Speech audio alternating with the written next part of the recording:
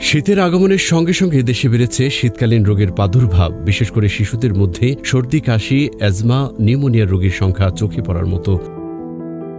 বাংলাদেশ শিশু হাসপাতাল ও ইনস্টিটিউটের অভিজ্ঞতা অনুযায়ী শীতের আগমনের আগেই রোগীর চাপ বাড়ছে, যা স্বাস্থ্যকর্মীদের সতর্ক করেছে। চিকিৎসকরা বলছেন, গরম থেকে হঠাৎ শীতে যাওয়ার সময়টিকে বলা হয় ক্রিটিক্যাল পিরিয়ড। এই সময়ে সামান্য অসতর্কতা ও গুরুত্ব শ্বাসযন্ত্রের সংক্রমণ বা নিউমোনিয়ার ঝুঁকি বাড়াতে পারে। তাই শিশুসহ সবার উচিত শীতের প্রস্তুতি নেওয়া। এ সময় সকালে ঠান্ডা, দুপুরে গরম ও রাতে আবার ঠান্ডা হওয়ার রোগ প্রতিরোধে বিশেষ সতর্কতা প্রয়োজন। সুস্থ থাকতে পর্যাপ্ত পানি পান, প্রতিদিন 7 থেকে 8 ঘন্টা ঘুমানো, নিয়মিত ব্যায়াম ও খোলা আকাশে থাকা জরুরি।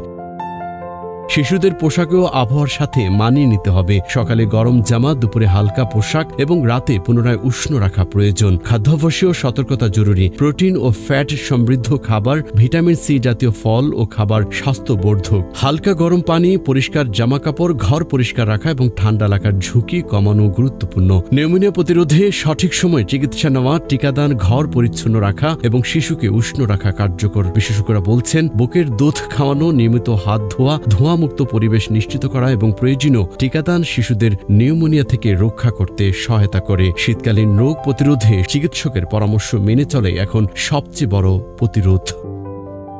মাতৃভূমির খবর, ডেস্ক রিপোর্ট।